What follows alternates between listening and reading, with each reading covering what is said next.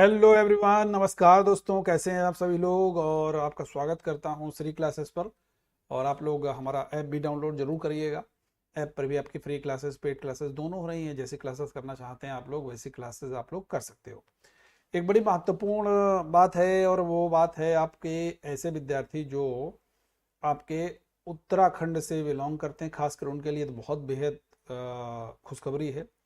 Uttarakhand police में constable की vacancy आई हुई है। जून में उसका एग्ज़ाम है। तो उन सभी विद्यार्थियों के लिए है। उनके लिए ई बुक भी मेरी आ रही है।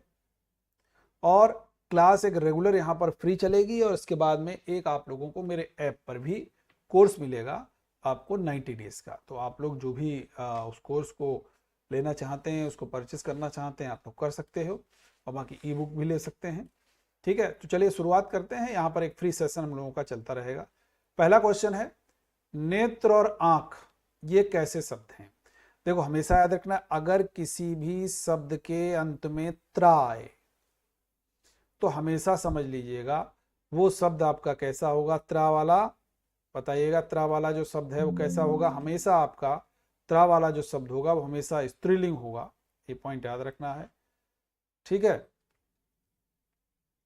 क्लियर है।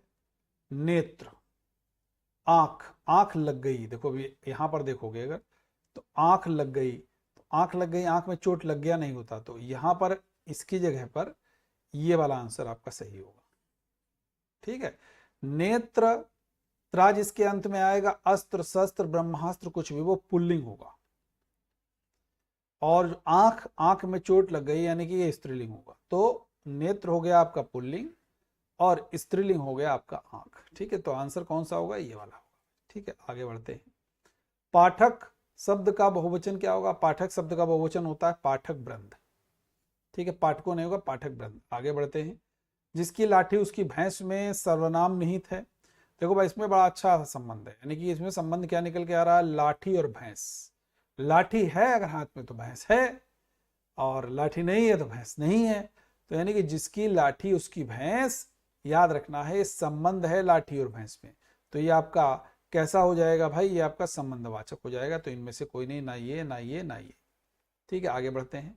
वह गहरी नींद में सोता है, किस प्रकार की क्रिया है। देखो भाई, अगर वो गहरी नींद में सो रहा है यानी कि उसका जागने का मात्रा, जागना जो है वो कम हो रहा है, तो कर्म हो रहा है। कर्म हो रहा है तो कैसा हो जाएगा, सकर्मक क्रिया है। ठीक, आगे बढ़ रहे हैं। शुद्ध शब्द पहचानिए इनमें से। बहुत बेहतरीन क्वेश्चन है। शुद्ध शब्द इनमें से हो जाएगा भाई केवल 1 और 3, यानी कि अधापतन और नक्षत्र, ये आपके शुद्ध शब्द हो जाते हैं। बाकी अगर कभी पूछा जाएगा, कविंद्र नहीं होता है, कवींद्र होता है। वा में बड़ी की मात्रा होगी। प्रहलाद जब भी लिखोगे तो प्रहलाद में दा के नीचे हलंत लगाओगे, तो इसलिए ये भी गलत है, ये भी गलत है। ठीक है, आगे बढ़ते हैं भाई। शर्मा जी अस्पताल चले गए, दादी जी आ गई हैं, इसमें कौन सा काल निहित है। तो बहुत बढ़िया क्वेश्चन है। शर्मा जी के वहां आप गए, आपने पूछा शर्मा जी हैं क्या, क्या शर्मा जी तो यार अस्पताल निकल गए। दादी जी अभी अभी आई हैं, या दादी जी आ गई हैं। क्या दादी जी आ गई, कि हाँ भैया आ गई दादी जी। तो दोनों घटनाएं कैसी हैं, दोनों घटनाएं ऐसा लग रहा है कि अभी थोड़ी देर पहले, घंटा 2 घंटे पहले, 10-20 मिनट पहले घटी हैं। तो आप गए कि शर्मा जी हैं क्या, नहीं अरे भाई शर्मा जी तो अस्पताल निकल गए। दादी जी आ गई, हाँ आ गई, दादी जी आने वाली थी स्टेशन से, आ गई क्या, तो आ गई। तो यानी कि ये तुरंत घटनाएं घटी हैं। तो जब भी तुरंत घटनाएं घटती हैं भूतकाल की, तो वो आसन्न भूत कहलाता है। नेक्स्ट है, शुद्ध वाक्य को पहचानना है। कविता का सही उच्चारण बोलो। आजकल 1 रुपए में क्या आता है। मैं आता आता रुक गया, उसने बहुत गालियां दी। कविता का सही उच्चारण बोलो नहीं, करो। तो ये तो उड़ा दो, गलत है। आजकल 1 रुपए में क्या आता नहीं, 1 रुपए में क्या मिलता है, तो ये भी उड़ा दो, गलत है। मैं आता आता नहीं, मैं आते आते, मैं आते आते रुक गया, तो ये भी गलत। तो सही क्या हो गया, उसने बहुत गालियां दी, ये शुद्ध है, बाकी सब अशुद्ध है। नेक्स्ट है, छोटी या बड़ी के साथ में कोई अन्य स्वर मिलता है तो किस प्रकार की संधि की पहचान होती है, यहाँ संधि की पहचान होती है। ठीक है, आगे बढ़ते हैं भाई। अगला है, संघर्षी व्यंजन कौन कौन सा है भाई। संघर्षी व्यंजन अगर कभी पूछा जाएगा तो सा और सा, ये आपके संघर्षी व्यंजन है। जब भी कभी व्यंजन की बात करते हो तो हम लोग व्यंजन को 3 तरीके के व्यंजन के रूप में जान देते हैं। एक अंतस्थ व्यंजन के रूप में जानते हैं, दूसरा स्पर्श व्यंजन के रूप में जानते हैं, और तीसरा उस व्यंजन के रूप में जानते हैं। 3।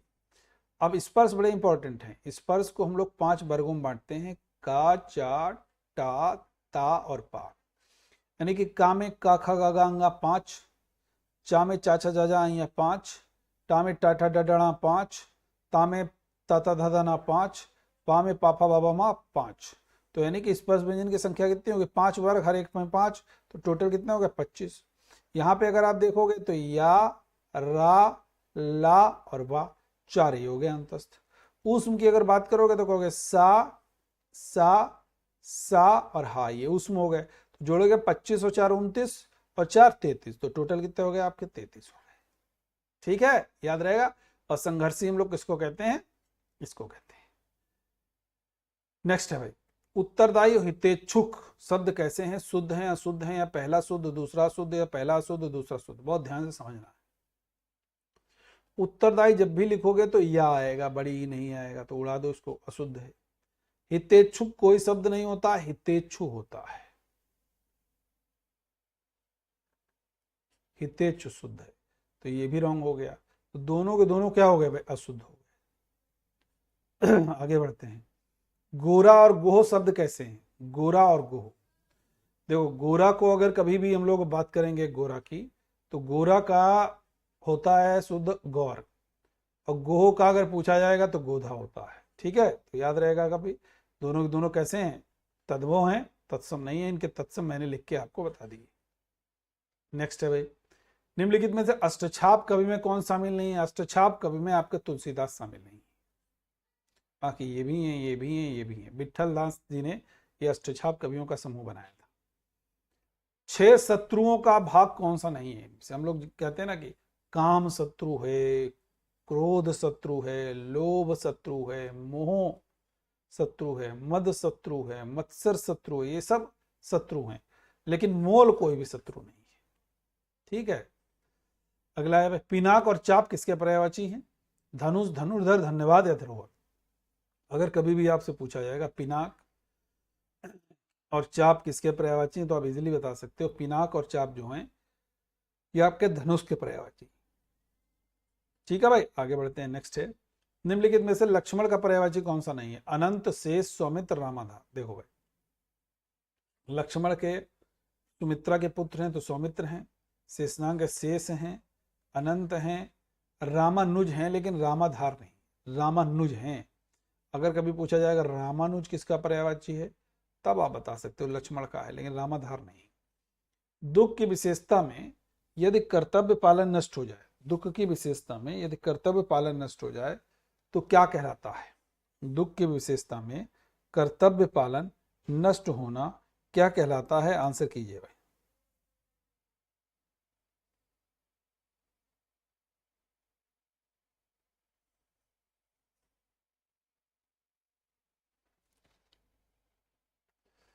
देखो भाई, दुख की विशेषता में कर्तव्य पालन नष्ट हो जाना क्या है? ये आपका विषाद हो जाएगा। क्या हो जाएगा? विषाद। आगे बढ़ते हैं।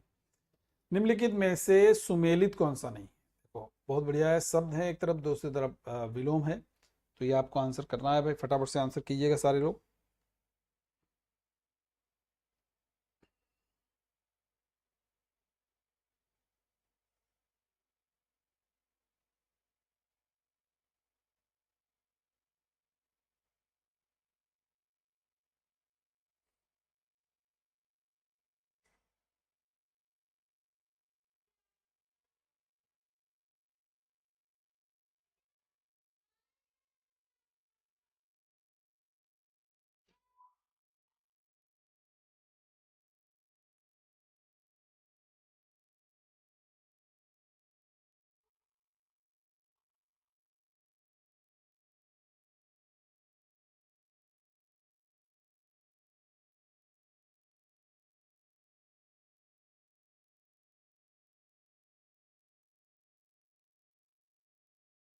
ठीक है भाई,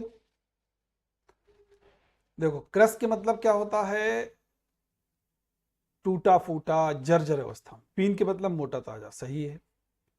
खगोल, ये जो खगोली पिंड, ग्रह, नक्षत्र, ये सब हो गया। भूगोल, पृथ्वी के बारे में, तो ये भी सही है। गरल के मतलब हो गया आपका विष, सुधा के मतलब अमृत, तो ये भी सही है। तलवार का अगर विलोम पूछा जाएगा तो तलवार का विलोम आपका ढाल है, बंदूक नहीं है, तो आंसर हो गया ये। ठीक है, आगे बढ़ते हैं।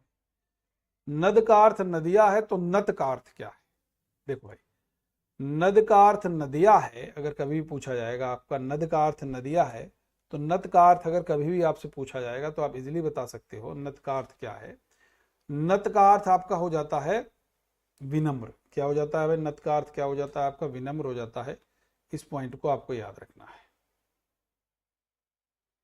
ठीक है, याद रहेगा, कोई दिक्कत तो नहीं है आप लोगों को यहाँ तक?